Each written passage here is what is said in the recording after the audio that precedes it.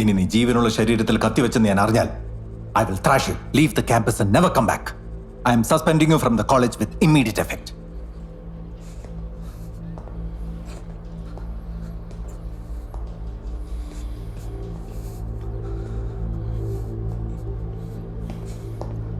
You are suspended from the college for a month. Okay. നീ എന്നെ കൊച്ചു പിള്ളേരെ പോലെ. എടാ അലക്സേ, നീ എന്ത് ചെയ്തിട്ടാണ് അലക്സേ? ഞങ്ങളൊക്കെ ഇല്ലടാ. നാനേ പണിത്തരണ്ട. സേവി, നിന്നെ മാത്രം അങ്ങനെ പുറത്താക്കാനൊന്നും പറ്റില്ലടാ. ഈ സർജറിയുടെ ഫസ്റ്റ് അസിസ്റ്റന്റ് ആരാ? ആ തെണ്ടി. എടാ, നിന്നെ പുറത്താക്കിയ അതിന്റെ അർത്ഥം മെഡിക്കൽ കോളേജിൽ ചികിത്സാ പിഴവ് സംഭവിച്ചു, നടക്കല്ല. എടാ, ഈ പ്രശ്നം നമ്മൾ ആളിക്കത്തിക്കും. അല്ലേലും അവൻ പറഞ്ഞിട്ടല്ലടാ നീ നെർവ് കെട്ടിയത്, അല്ലേ? சொல்றது கேள்றா. നീ എൻ്റെ ചാച്ചനെ വിളിച്ചു പറ, ഒരു കയ്യബദ്ധം പറ്റിയെന്ന്. ഞാൻ എൻ്റെ പപ്പയും വിളിച്ചു പറയാം. டேய் மாப்பிள்ள, அவனுக்கு ஏதாவது செய்யணும்டா.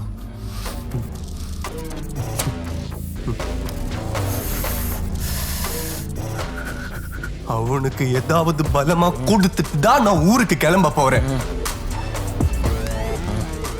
இந்த கூட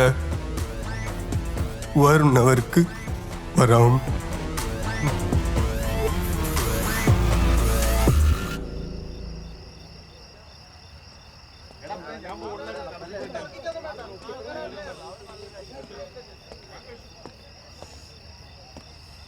രാഘവേട്ടാ, എന്നാലും സ്റ്റഡി ലീവും കസിന്റെ കല്യാണം എന്നൊക്കെ പറഞ്ഞ് പോയ ആളെന്താ പോലും പെട്ടെന്ന്? അതൊന്നും എനിക്കറിയില്ല. എന്തായാലും കൊച്ചിന്റെ കയ്യിൽ കാര്യമായിട്ട് കവർ ഞാൻ കണ്ടു. ഓ, സർപ്രൈസ് ബർത്ത്ഡേ വിസിറ്റ്. ബർത്ത്ഡേ ആണോ? എന്നാ ഞാൻ പോയിട്ടുണ്ടെന്ന് അടിച്ചു. എന്നാ ഡോക്ടർ ചെല്ല്. ഇതിനൊക്കെ ഒരു കണക്കുണ്ടല്ലോ ഡോക്ടറെ.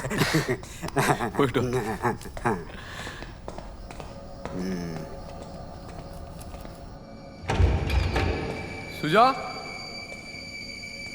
സുജാ, സുജേ,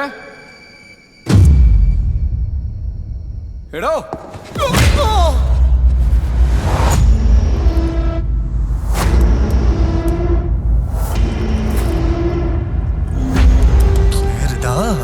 എടാ സെൽവ, ഇപ്പൊ തന്നെ സെഡേഷൻ കൂടുതലാ. കണ്ണ് തുറന്നോ? നീ വലിയ സർജൻ അല്ലടാ, കഴിവേറിട മോനെ. Alexander the great. നിനക്ക് വലിയ വലിയ സർജറി ചെയ്താൽ മാത്രം പോരാ, എന്നെ കൊണ്ട് കണ്ടാലവലാദികളുടെ കുണ്ടി കയ്യിട്ട് തീട്ടം തോണ്ടിക്കണോ അല്ലടാ പട്ടി.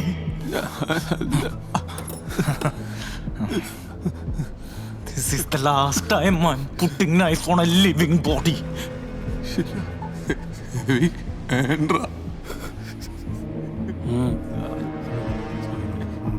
மாப்பிள்ள, இவனுக்கு என்ன சர்ஜரி பண்ணலாம் மாப்பிள்ள?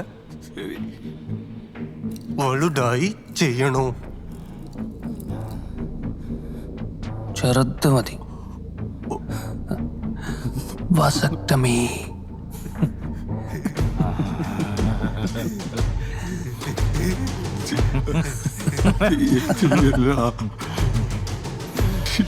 Happy birthday Alex. ഒന്നും പറടാ, കിടക്കാതെ കിടക്കടാ.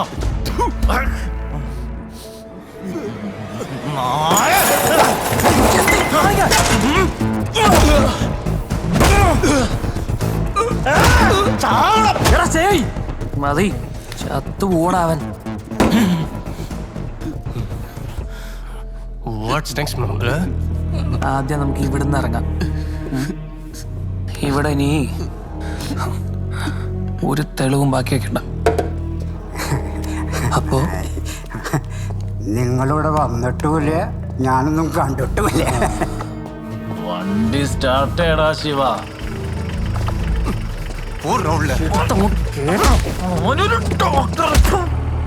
சிவா, இப்ப என்னடா பண்ண போறோம்? ചത്തോടാവൻ. വണ്ടി നിർത്തറ, വണ്ടി നിർത്തറ.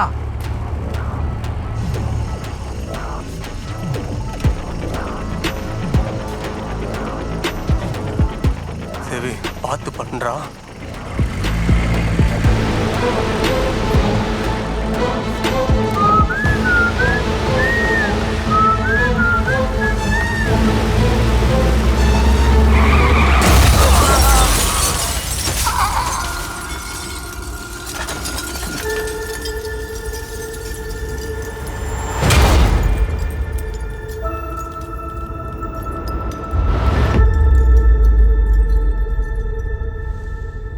All he wanted was to become a good doctor. A good doctor. Doctor Alexander,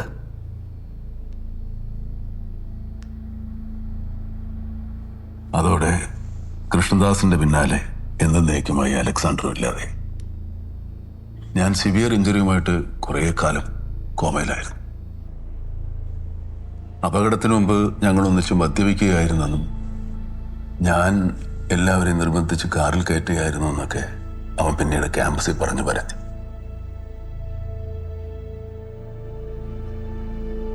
എട്ട് മാസത്തോളം ഞാൻ കോമയിലായിരുന്നു.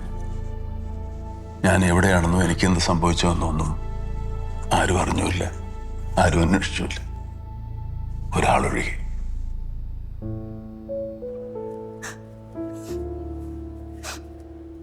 Unfortunately, GCS is still at 0. There is no hope for recovery.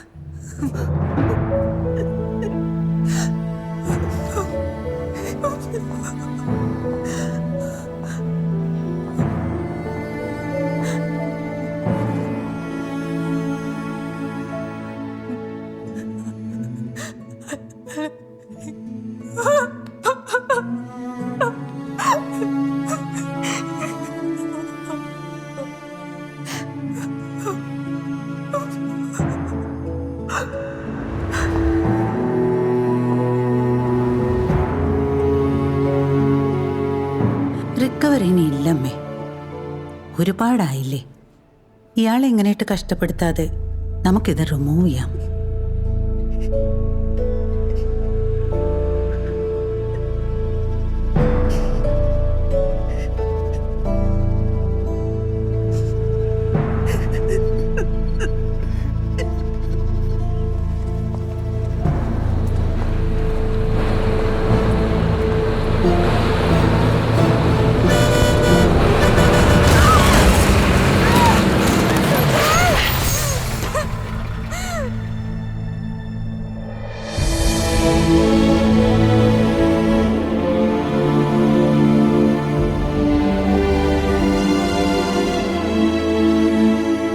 അടുത്ത ദിനം ഞാൻ ഇല്ലാതാവുമെന്ന് മനസ്സിലാക്കിയ സുജ ആ രാത്രി പുലരാൻ കാത്തു നിന്നില്ല.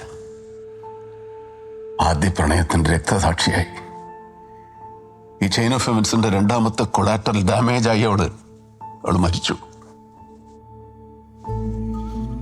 അത് ഞാൻ അറിഞ്ഞ പോലുമില്ല. റൊമാൻറ്റിക് അല്ലേ?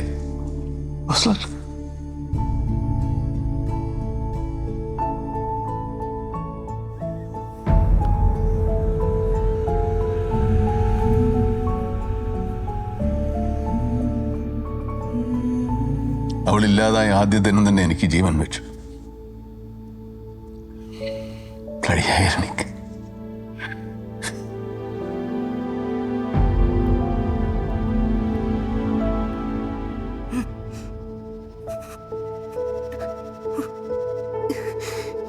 മോനെ,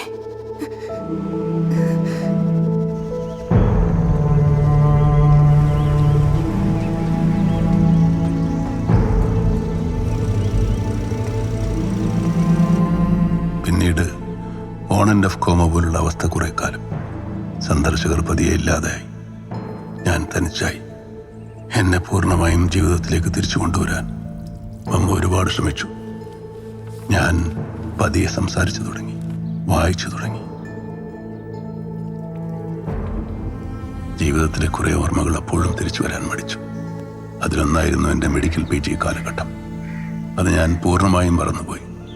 സുജയെ അതിനിടയിൽ എന്നെ തനിച്ചാക്കി മമ്മ പോയി. ഞാൻ തീർത്തും ഒറ്റപ്പെട്ടു. ഓർമ്മകളില്ലാത്ത മനുഷ്യൻ ദിശ നഷ്ടപ്പെട്ട് നടുക്കടലിൽ അലയുന്ന ഒരു പായ്ക്കപ്പൽ മാത്രമാണ് ഓസ്ലർ. എൻ്റെ ഡിസോസിയേറ്റീവ് അംനീഷ്യ ഒരിക്കലും വിട്ടുപോകില്ല എന്ന് ഞാൻ എന്നേ ഉറപ്പിച്ചിരുന്നു. പക്ഷേ ഏകദേശം 3 വർഷങ്ങൾക്ക് മുമ്പ് സ്വാഗതം.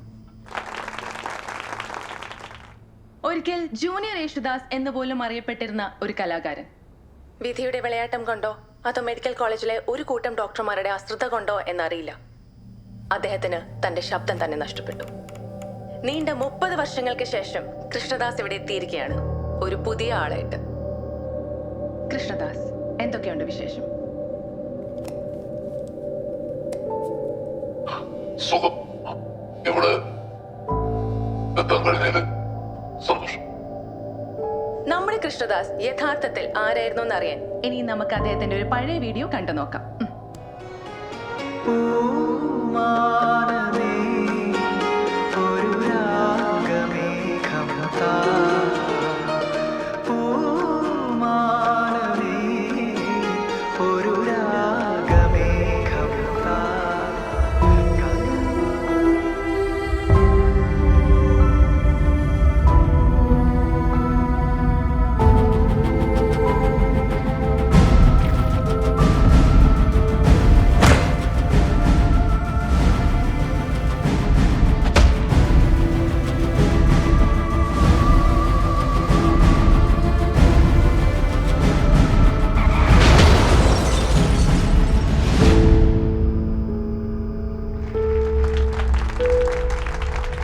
അതായിരുന്നു എൻ്റെ സ്റ്റിമുലൈ, എൻ്റെ ബ്രേക്കിംഗ് പോയിന്റ്.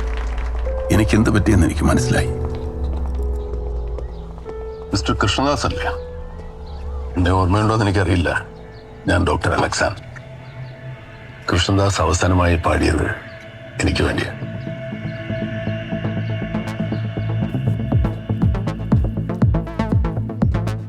പാസ്പോർട്ട് ശരി. പിന്നീട് അങ്ങോട്ട് കാലങ്ങളോളം നീണ്ട ആളും അർത്ഥവും എറിഞ്ഞുള്ള തയ്യാറെടുപ്പുകളായിരുന്നു Ozler. Attending to every detail.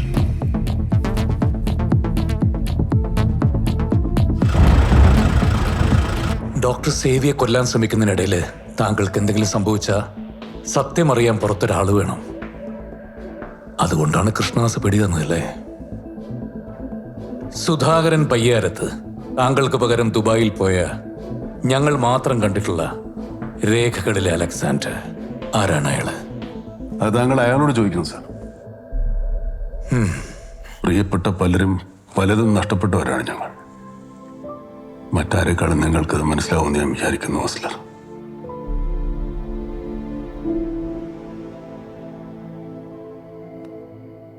മറ്റെല്ലാവരുടെയും മക്കളെ ടാർഗറ്റ് ചെയ്ത് താങ്കൾ സേവിയുടെ അമേരിക്കയിലുള്ള മകളെ മാത്രം വെറുതെ വിട്ടു.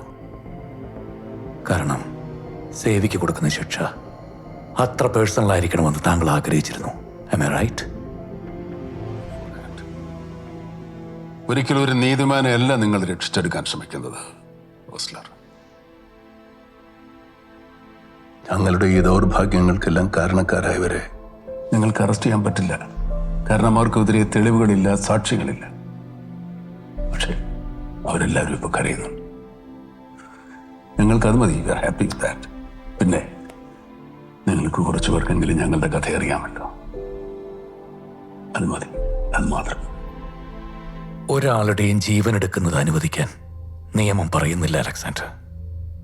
പിന്നെ നിങ്ങൾ കൊന്ന 3 പേരും മരണം അർഹിക്കുന്നവരായിരുന്നില്ല. അനീതിയുടെ കണക്ക് പുസ്തകം തുറന്നു വെച്ച് പ്രതികാരം ചെയ്യാൻ ഇറങ്ങുന്നവന്റെ മുന്നിൽ തെറ്റുകൾ ഉണ്ടാവില്ല ഓസ്ലർ. ശരികൾ മാത്രമേ കാണൂ.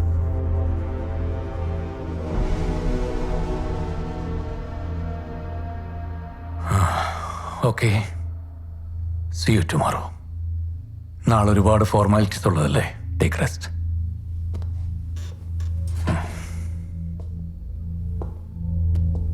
സേവിയോടൊന്ന് സംസാരിക്കാൻ പറ്റും?